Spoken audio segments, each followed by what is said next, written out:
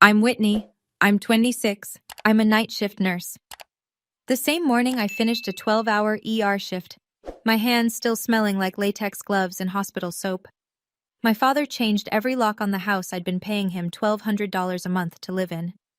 Then he texted me, "Your room is Megan's now. Come get your stuff from the lawn. Don't make a scene." My stuff, on the lawn, like trash day. By Friday, a sheriff's deputy was standing on his front porch with a stack of papers. What those papers said made my father physically sit down on the steps. But the real damage? That came 6 weeks later from a plain white envelope with Internal Revenue Service in the corner. Before I go on, if this story speaks to you, please hit like and subscribe, but only if you genuinely connect with it. Drop your city and your local time in the comments. I love knowing where you all are when you hear this. Now let me take you back to a Tuesday in March. The morning everything I thought I knew about family fell apart. I moved back home after nursing school. That was 3 years ago. Not because I couldn't afford rent somewhere else. I could, but because my father, Gerald Warren, sat me down at the kitchen table one Sunday and said, "Why waste money on strangers when you can help family?" It made sense at the time. I was 23, just starting at St. Mary's Community Hospital, pulling overnight shifts in the ER. The idea of coming home to a place I already knew, with food in the fridge and a washer that didn't eat quarters, it sounded practical. Smart, even. So we made an arrangement. $1,200 a month. First of the month. No lease, no contract, just a handshake and a Zelle transfer. I typed rent in the memo line every single time. 1,200. That was more than a one-bedroom in our part of town. I knew that. But I told myself I was investing in family, helping with the mortgage, being a good daughter. Here's what being a good daughter looked like. I worked 12-hour night shifts, drove home at 7 in the morning, and made breakfast for the house before I slept. Eggs, toast, coffee, on the table by 7:30. I did laundry on Wednesdays, cleaned the bathrooms on Saturdays, took the trash out because nobody else remembered. Nobody said thank you. Not once. I'm not exaggerating, not once in 3 years. My sister Megan, 23, 2 years younger, lived in the room across the hall. She paid nothing, zero.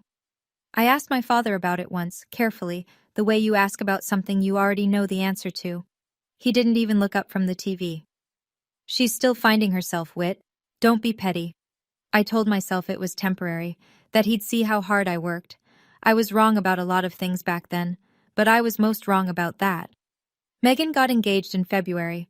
Her boyfriend Tyler Brooks, 25, worked at a Toyota dealership off Route 9, proposed at a Red Lobster on Valentine's Day. Megan posted 14 photos, 312 likes. My father reacted like she'd won the Nobel Prize. Within a week, Gerald was planning an engagement party. At the house. 30 guests. Aunts, uncles, cousins, neighbors, Gerald's poker buddies. He ordered a custom banner from Etsy. He spent an entire Saturday repainting the living room, agreeable gray, Megan's choice. I watched him carry paint cans from the garage. 2 years ago, I'd asked him to repaint my bedroom. The ceiling had a brown water stain the size of a dinner plate. He said he'd get to it. He never did. Now here he was, 2 coats, blue painter's tape on every baseboard, whistling while he worked. Megan walked through the living room while I was scrubbing the kitchen floor for the party. "Whit, can you do those little cucumber sandwich things? You're good at this stuff." Not, "Can you help?" Not, "Would you mind?" Just, "You're good at this stuff." I said sure, because I always said sure. The week before the party, I came home from a shift and found Gerald standing in my bedroom doorway with a tape measure.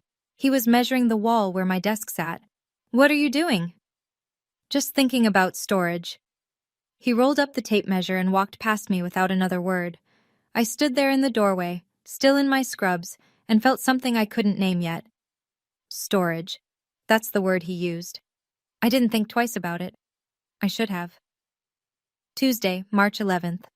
I clocked out of St. Mary's at 6:52 a.m. It had been a hard shift, a motorcycle accident at midnight, a grandmother coding at 3 a.m.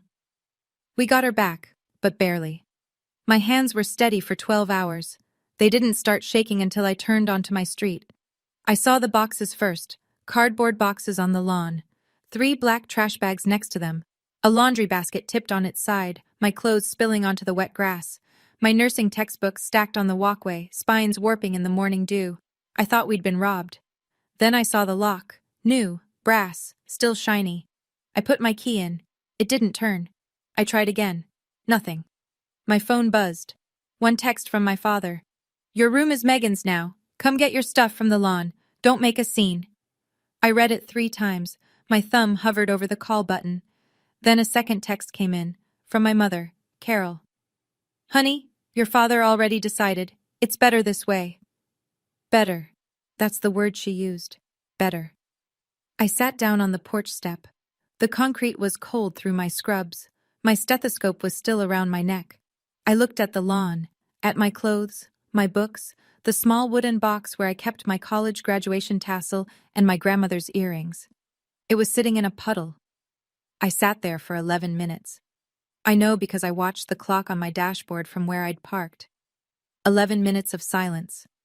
Then I did something I'd never done in 26 years of being Gerald Warren's daughter. I stopped trying to be the good one. I didn't go inside. Couldn't, obviously. So I sat in my car and did math. 3 years. 12 months a year. $1,200 a month. $43,200. That's what I'd paid Gerald Warren to live in a room he just gave to my sister's fiancé. No notice, no conversation, no refund. I checked my savings account on my phone. $2,100. That's what 3 years of rent to Dad left me. Not enough for first and last month's deposit anywhere decent. Not enough for a security deposit. Not enough for a bed frame. I looked at the lawn again. Some of my things were already ruined. The dew had soaked through the cardboard.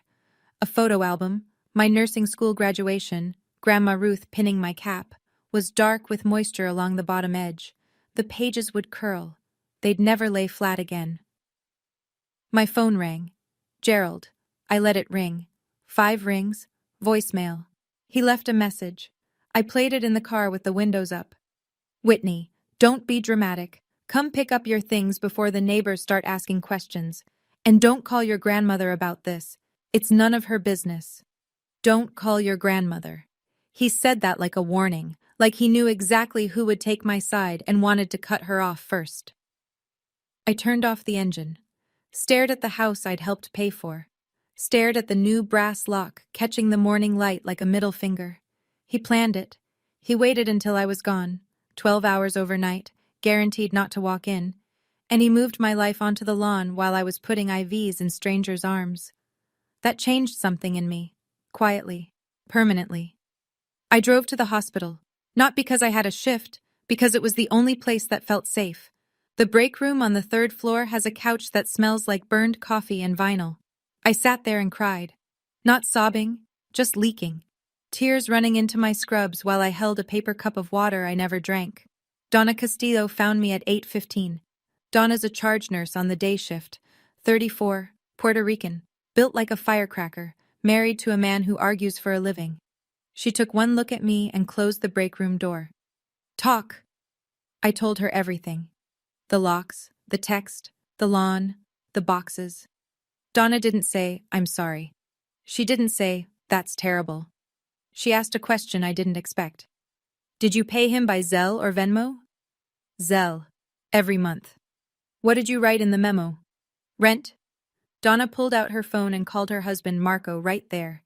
She put it on speaker.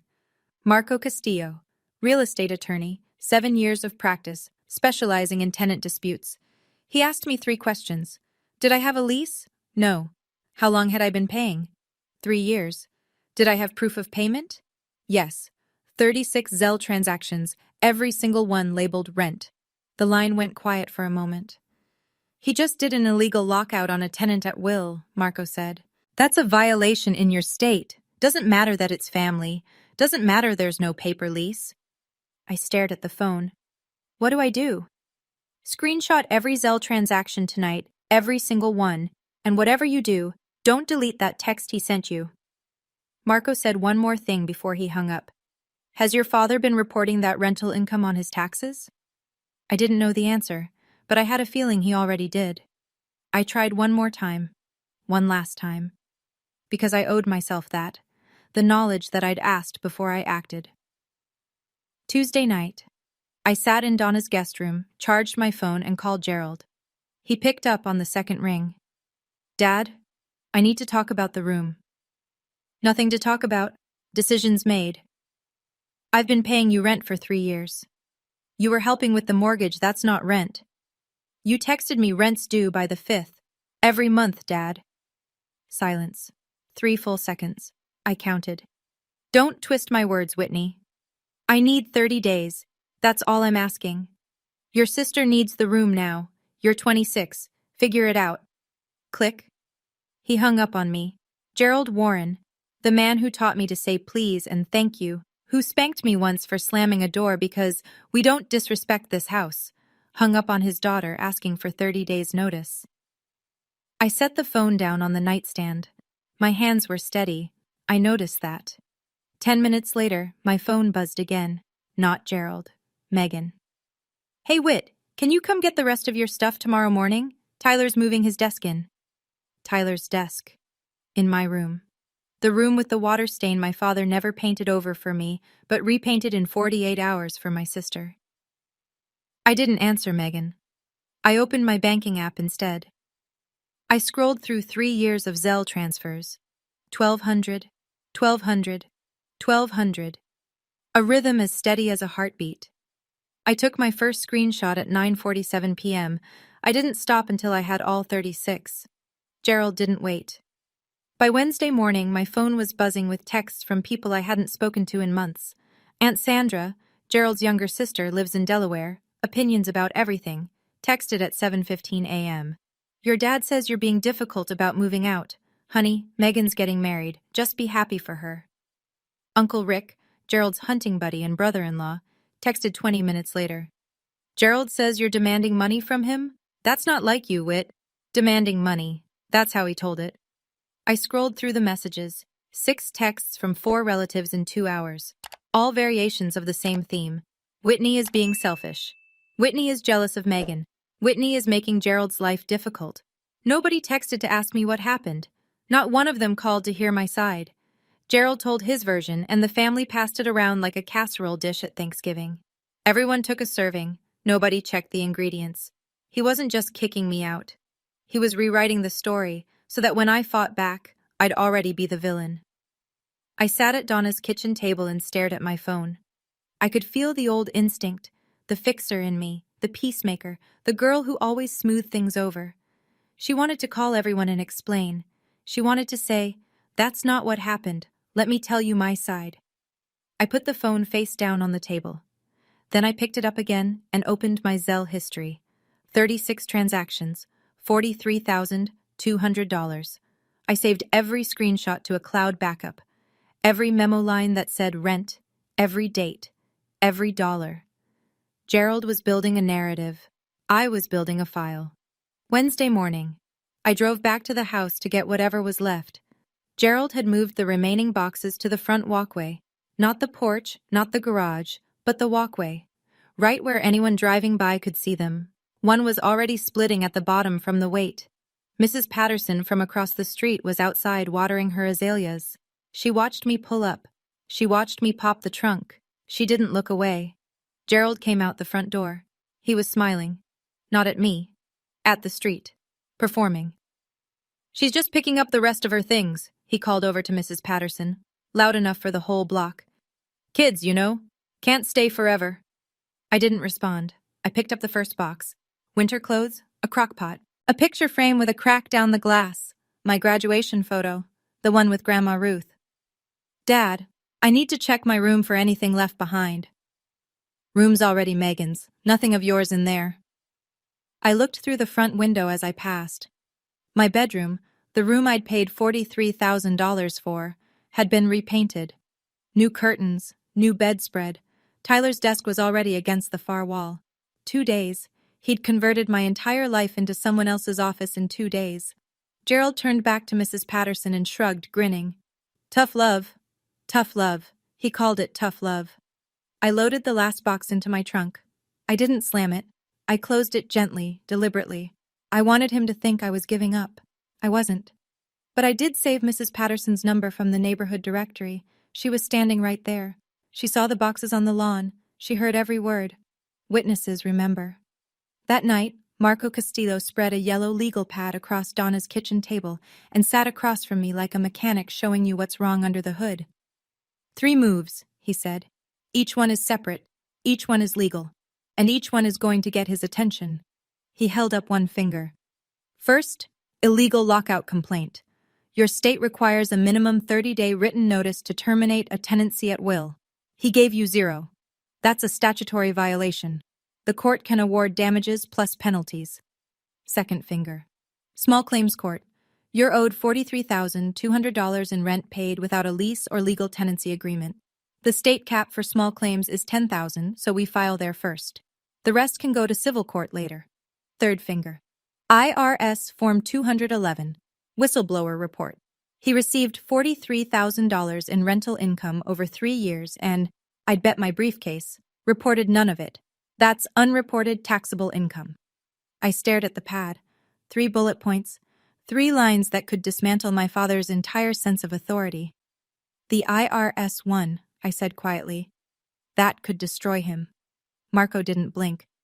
He didn't hesitate when he threw your life on the lawn. Donna set a glass of water in front of me. You're not being cruel, Whitney. You're being accurate. I opened my laptop.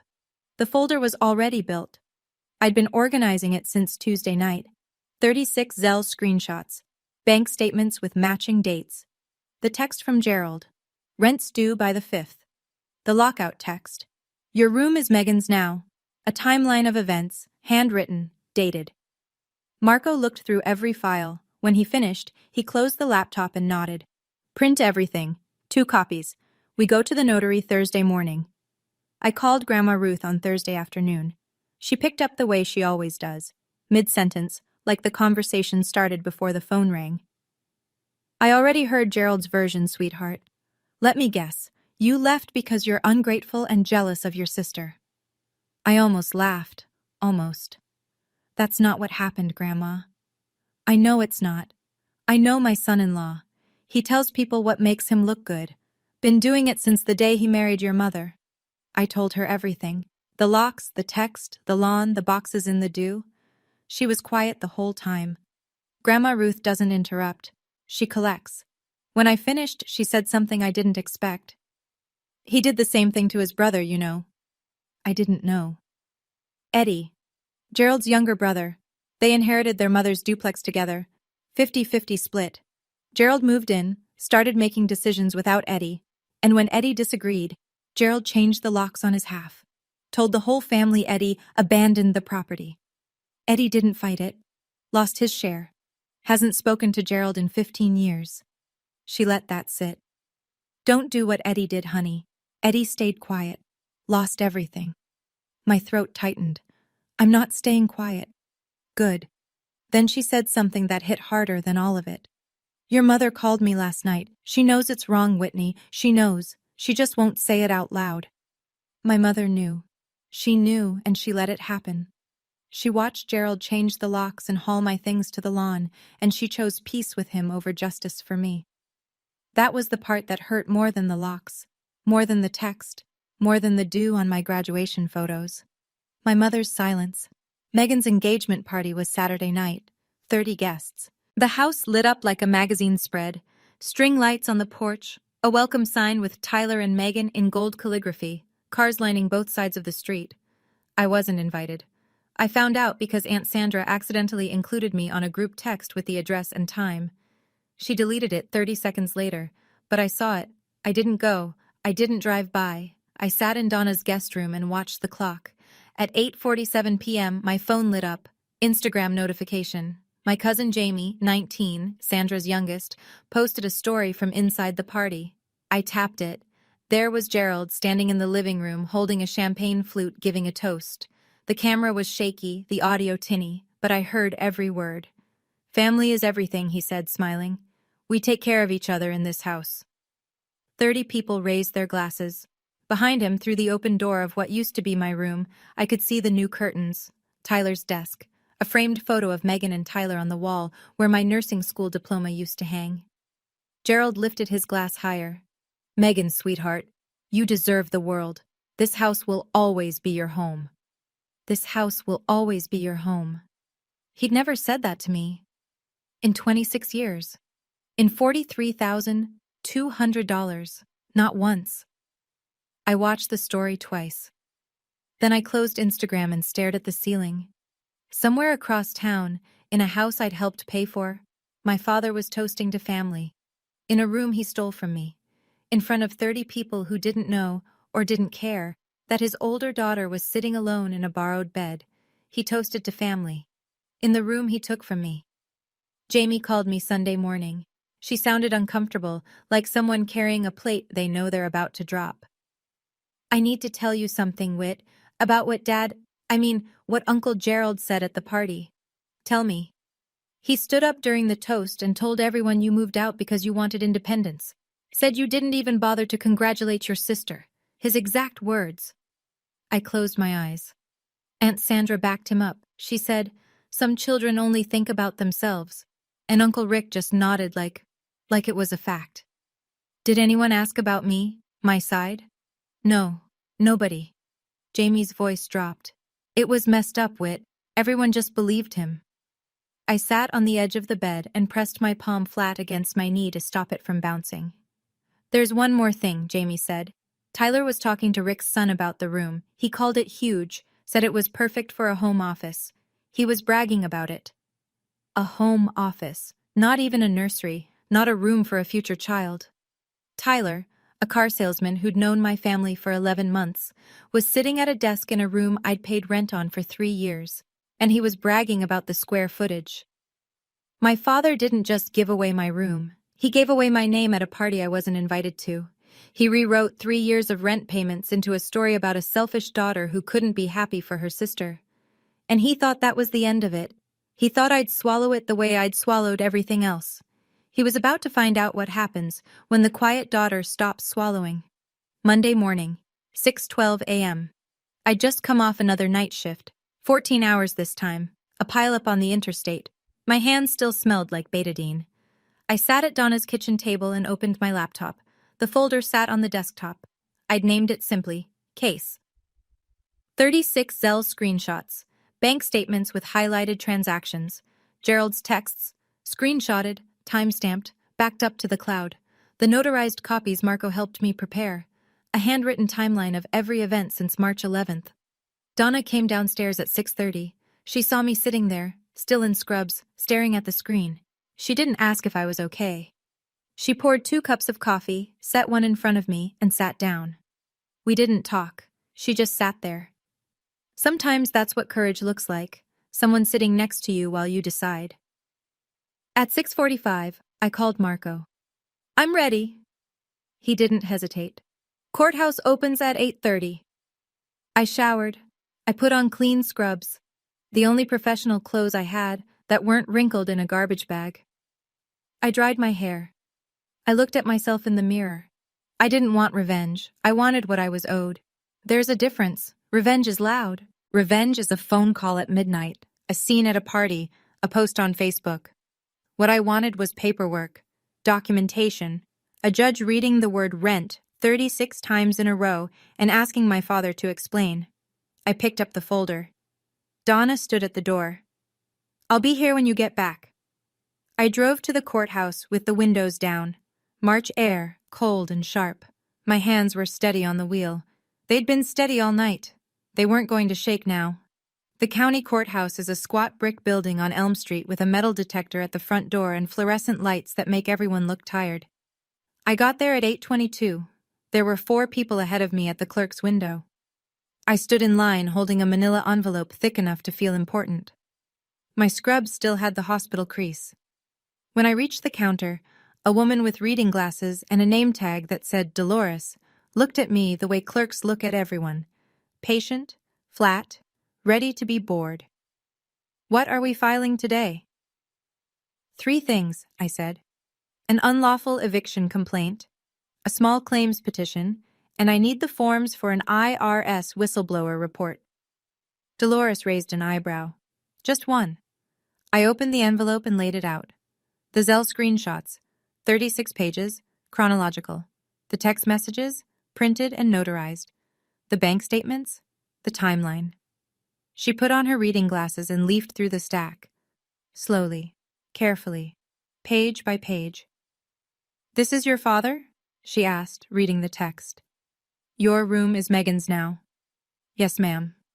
She looked up at me, not with pity, with something that almost looked like respect. "This is more documentation than most people bring for a divorce. You have a paper trail most landlord-tenant attorneys would envy." "He created it himself," I said. "Every Zelle memo says rent. Every text confirms the arrangement." Dolores nodded. "Small claims cap in this state is $10,000. You'll want to look into civil court for the remainder." "I know. This is the start." She stamped the first form, then the second, then the third. "There's a statutory penalty for unlawful lockout," she said, "on top of whatever damages you're awarded." I signed my name 3 times. My hand didn't shake once. Friday. 4 days later. I wasn't there when it happened. I was at work. Another night shift. Another 12 hours of beeping monitors and fluorescent mercy. But Marco called me at 9:14 a.m. with the update. The sheriff's deputy arrived at Gerald's house at 8:45 in the morning. A marked car. A uniform. Broad daylight. Gerald was in the driveway, loading folding chairs into the garage, leftover from the engagement party, still not put away. Uncle Rick was on the porch, drinking coffee. Aunt Sandra was visible through the kitchen window. The deputy walked up the driveway, paperwork in hand. "Gerald Warren?" "Yeah?" "You've been served." Gerald took the papers. According to Rick, who told Sandra, who told Jamie, who told me, Gerald's face went red before he even finished the first page. He flipped through the stack, standing right there in the driveway. Unlawful eviction complaint. Small claims summons for $10,000. And the IRS referral notice. He sat down on the porch steps, hard, like his knees just quit. Rick set down his coffee mug. "Gerald, what is it?" Gerald didn't answer. He just kept staring at the papers, turning them over and over, like reading them again might change what they said. Sandra came out the front door. "What's going on? Who was that?" Gerald looked up. His voice cracked on the first word. "She's suing me. My own daughter is suing me." For 30 years, Gerald Warren's word had been law in that family. He decided who ate where at Thanksgiving. He decided when the porch light went off. He decided whose room belonged to whom. On Friday morning, standing in his own driveway with his coffee getting cold, he found out the actual law disagreed. My phone didn't stop ringing all day Friday. Uncle Rick called first. I picked up. "Whitney, what did you do?" "I filed what was legal and accurate, Uncle Rick." "He's your father. And I was his tenant. For 3 years. He hung up. Aunt Sandra called my mother. My mother called me, crying. Not angry crying, just the helpless kind. The sound of a woman who's spent 30 years avoiding the exact moment she's standing in. "Whitney, please, can you take it back?" "There's nothing to take back, Mom. It's filed." Then Megan. Her voice came through the phone like a car alarm. "You're ruining my engagement. You know that, right? This is about you being jealous. It's always been about you being jealous. This is about $43,000 and an illegal eviction. I'll see Dad in court, Megan." She sputtered something about me being selfish and dramatic. I said goodbye and set the phone on the nightstand. Gerald called last. 9:18 p.m. He didn't yell. That surprised me. His voice was tight, pressurized. The voice of a man trying very hard not to scream. "You bring the IRS into my house? Into my house? You brought my belongings onto the lawn. Same energy, Dad. That money was between us. It wasn't income." I was quiet for a moment. Then, "I'd be careful saying that out loud." He didn't know I was recording. My state allows one-party consent. Every word he'd just said, "That money was between us. It wasn't income," was now a time-stamped audio file confirming he received the payments and considered them unreportable. I gave him 3 years of respect. He gave me a text message. We were done negotiating. 3 weeks later, small claims courtroom, 2nd floor, room 204. It was smaller than I expected. No jury box, no gallery, just rows of wooden benches, a raised desk for the judge, and 2 tables facing forward. It smelled like floor polish and old paper. Gerald sat at the respondent's table alone. No lawyer. He'd told Rick he didn't need one. I'm not hiring an attorney to fight my own kid. I sat at the petitioner's table with my manila folder and a printed timeline. Marco had prepped me but couldn't represent me in small claims. It's self-represented only in our jurisdiction. He sat in the benches behind me. Behind Gerald, Carol, clutching her purse like a flotation device. Megan, arms crossed, jaw tight. And in the last row, Grandma Ruth. She'd taken an Uber. Nobody had invited her. Nobody had told her the date. She found out from Jamie and came anyway. Judge Hernandez was a woman in her 50s with short gray hair and reading glasses she looked over, not through. Ms. Warren, present your case. I laid out 36 Zelle transactions, each one printed, dated, highlighted, each memo. Rent. I showed the text messages. I showed the timeline. I spoke for 11 minutes without raising my voice. Judge Hernandez turned to Gerald. Mr. Warren, did your daughter pay you $1,200 a month?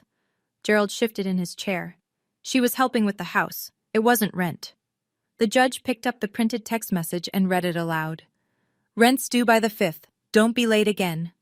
She looked at him over her glasses. You used the word rent, Mr. Warren. She used the word rent. The transfers say rent. By any reasonable standard, this was a tenancy. Gerald opened his mouth. Nothing came out. Judge Hernandez didn't deliberate long. I'm ruling in favor of the petitioner. Mr. Warren, you established a month-to-month tenancy through your own words and conduct. You terminated that tenancy without legal notice. You performed an unlawful lockout. You are ordered to pay $10,000, the statutory maximum in this court, in damages, plus the lockout penalty as provided under state statute. She set down her pen. Ms. Warren, you may pursue the remaining balance through civil court. Gerald stood up so fast his chair scraped the floor. This is family business, not court business. Judge Hernandez didn't blink. It became court business when you changed the locks, Mr. Warren. Sit down. He sat. Behind me, I heard Carol make a small sound. Not a word, just a breath that caught. Megan was crying silently, mascara tracking down her cheeks. Not for me, for the scene, for the fact that people she knew were in this room, hearing these numbers. But the moment I'll carry with me happened in the back row. Grandma Ruth stood up slowly, 79 years old, bad hip, holding the bench for balance. She walked forward, past Carol, past Megan, until she was standing beside me at the petitioner's table. She didn't say anything, she just took my hand. Her fingers were cool and steady. Then she turned around and looked at Carol. I raised you better than this, Carol. You watched it happen. My mother's face crumbled. She looked down at her lap. She didn't argue. She didn't defend herself. She just sat there, holding her purse, shrinking. Megan stared at the wall. Gerald stared at the floor. Grandma Ruth squeezed my hand.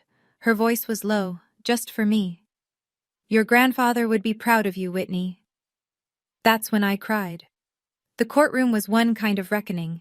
The IRS was another. 6 weeks after the hearing, Gerald opened his mailbox and found a plain white envelope. No logo on the outside. Just a return address in Austin, Texas, and the words, Internal Revenue Service, printed in small, unassuming type. He told Carol it was probably a mistake. It wasn't. The IRS opened an audit on 3 years of Gerald's tax returns. $43,200 in unreported rental income. Not declared, not filed, not mentioned on a single 1040 he'd submitted. Marco explained the math to me over the phone, clinically, the way a doctor reads lab results. Unpaid federal tax on the unreported income, approximately $11,000. Penalties for failure to report, another $4,000 to $6,000. Interest accrued over 3 years, roughly $2,000 more. Total estimated liability, somewhere between $17,000 and $22,000. And that was just the IRS. Gerald still owed the $10,000 from small claims, and I hadn't filed the civil court case yet. He had to hire a CPA, a certified public accountant, to represent him in the audit. That alone cost $4,000.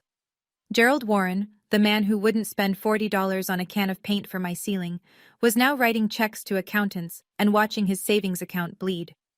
Jamie told me Gerald tried to borrow money from Uncle Rick. Rick said no. I've got my own bills, Gerald. The man who told me to figure it out was now the one who couldn't. I didn't celebrate. I didn't post about it. I didn't even tell Donna right away. I sat in my car after Marco's call and watched the parking lot for a while. It didn't feel good, but it felt right. Word travels fast in families. It travels faster in neighborhoods. Cousin Jamie, God bless that kid, didn't name names on Facebook, but she didn't have to. Her post read, "Some people learn that my house, my rules doesn't work when the law has different rules." 47 reactions, 12 comments. Everyone in the family knew who she meant. Aunt Sandra went quiet. The woman who'd texted me, "Just be happy for your sister," 2 weeks earlier now had nothing to say. She didn't call Gerald. She didn't call me. She just disappeared into that comfortable silence people retreat to when they realize they picked the wrong side. Uncle Rick stopped coming over for poker night, but the neighborhood was the part Gerald didn't see coming. Mrs. Patterson, the witness, the azalea lady, the woman who watched him perform tough love while my belongings sat on wet grass, talked, not maliciously, just factually. She told the Hendersons next door. The Hendersons told the Coopers. By the end of the month, half the block knew Gerald Warren had locked his rent-paying daughter out of the house and gotten served by the sheriff in his own driveway. Gerald wasn't invited to the summer block party. First time in 11 years. Carol stopped leaving the house for 2 weeks. She had groceries delivered, and then the last domino. Tyler Brooks, Megan's fiancé, the car salesman with the home office in my old room, started asking questions. "Maybe we should get our own place," he told Megan. "I don't want to start a marriage in a house with this kind of drama." Megan and Tyler postponed the wedding. Not for money. Not because of me. Because Tyler didn't want to begin his life in a house that had become a courtroom exhibit. Megan blamed Gerald. My mother called on a Thursday. Her voice sounded 10 years older. "Can we talk? Just us, please." We met at a coffee shop off Route 6, neutral ground, public enough that neither of us could fall apart too badly. She was already sitting in a booth when I arrived, holding a mug she wasn't drinking from. "Your father is struggling," she said. "The IRS thing is eating him alive." I wrapped my hands around my own mug. "He threw my life on the lawn, Mom, while I was saving lives at the hospital. He thought you'd understand. He thought I'd be quiet. There's a difference." Carol stared into her coffee. Her eyes were red, but the tears had already happened. Probably in the car, probably alone. She looked like a woman who'd spent 30 years building a house on someone else's foundation and just felt the first crack. "I should have said something," she said. "I was afraid of him." "I know you were. I'm not saying that to make an excuse.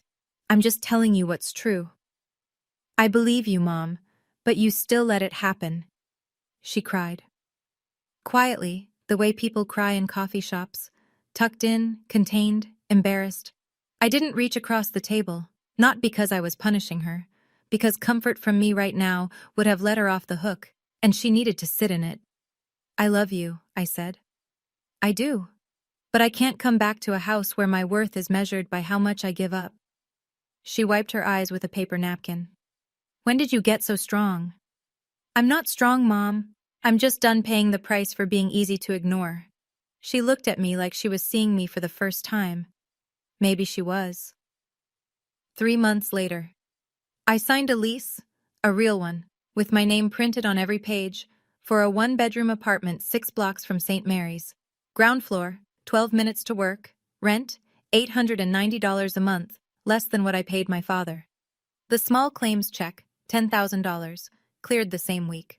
I used it for first and last month's rent, a security deposit, a mattress, and a second-hand kitchen table. The rest went into savings, my savings, in my name, under my control. Donna helped me move in. She showed up with her minivan, 3 laundry baskets of donated kitchenware, and a 6-pack of ginger ale because champagne is for closers and you're not done yet. I set up the bedroom first, hung the curtains Donna found at Goodwill, arranged my nursing books on a shelf that didn't belong to anyone else. Saturday afternoon, there was a knock. I opened the door and found Grandma Ruth standing in the hallway, holding a lamp. It was brass, old with a green glass shade. The cord had been rewired, probably twice. "This was mine when I first lived on my own," she said. 1967. "I want you to have it." I plugged it in that night. It cast a warm amber circle on the kitchen table, the kind of light that makes even a small room feel like home. That evening, I sat at my table, in my apartment, behind my lock, and ate dinner alone. Leftover soup and toast, nothing special. But the quiet was different here. It wasn't the quiet of being overlooked. It wasn't the quiet of keeping the peace. It was the quiet of ownership. $1,200 a month used to go to a man who didn't see me. Now it pays for a place that's mine. Gerald called on a Sunday night, 7:14 p.m. I almost didn't pick up. Not out of anger. I was past that. More like the way you hesitate before opening a door you've already decided to walk through. I answered. "Whitney." His voice was different, not soft.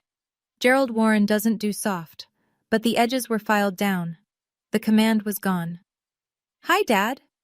I didn't think you'd go this far. I didn't think you'd throw my things on the lawn." He exhaled. A long one. The kind of breath that carries something heavy out. "I was trying to do right by your sister. By doing wrong by me." Silence. 5 seconds. 6. I let it sit. I didn't fill it. "The IRS wants $22,000, he said finally. He said it the way someone says they have a diagnosis. Flat, factual, still in shock. "I'm sorry to hear that, Dad. I really am." "Are you?" "Yes. I don't want you to suffer. I never wanted that." More silence. I heard the TV in the background. ESPN, a basketball game, the soundtrack of every evening I ever spent in that house. "I hope you figure it out," I said. "I mean that. But I'm not coming back." He didn't say, "I love you." He didn't say, "I'm sorry." He didn't say, "You'll regret this." He just breathed on the other end of the line. "All right," he said, and hung up. It was the most honest word he'd spoken to me in years. Not an apology, not a surrender, just, "All right." An acknowledgement that the ground had shifted, and he couldn't shift it back. I set the phone down and looked at Ruth's lamp glowing on the table. For the first time in months, I didn't feel angry. I didn't feel sad. I just felt finished. People ask me if I regret it. I do. I regret the 3 years I spent believing that silence would be rewarded. I regret every morning I made breakfast for a house that treated my labor like air. Present, necessary, invisible. I regret the $43,000, sure. But more than the money, I regret the version of myself who thought if I just tried harder, gave more, complained less, my father would finally look at me the way he looked at Megan. That version of me is gone. I let her go on a Tuesday morning in March, sitting on a cold porch step in scrubs that smelled like a 14-hour shift. My father isn't a monster. I want to be clear about that. He's a man who confused love with control and gratitude with obedience. He built a family where his word was final, and when someone challenged it, legally, calmly, with 36 receipts, his whole kingdom shook. I hope he learns the difference. But teaching him isn't my job anymore. If you're listening to this in a house where your kindness is being used as currency, where your silence is someone else's comfort, I want you to hear me say something nobody said to me. Keep your receipts, know your rights. And remember that setting a boundary with your family isn't betrayal. It's the first thing you build when you finally decide to build for yourself. I'm sitting at my kitchen table right now. Grandma Ruth's lamp is on. The apartment is quiet. The lock on the door is mine. The locks are mine now. If you were in my shoes, would you have filed those papers? Or tried to keep the peace? Drop a com for courthouse or a mom for peace. And if someone you know needs to hear this story, share it with them. More stories like this one are waiting for you in the description below. I'll see you in the next one.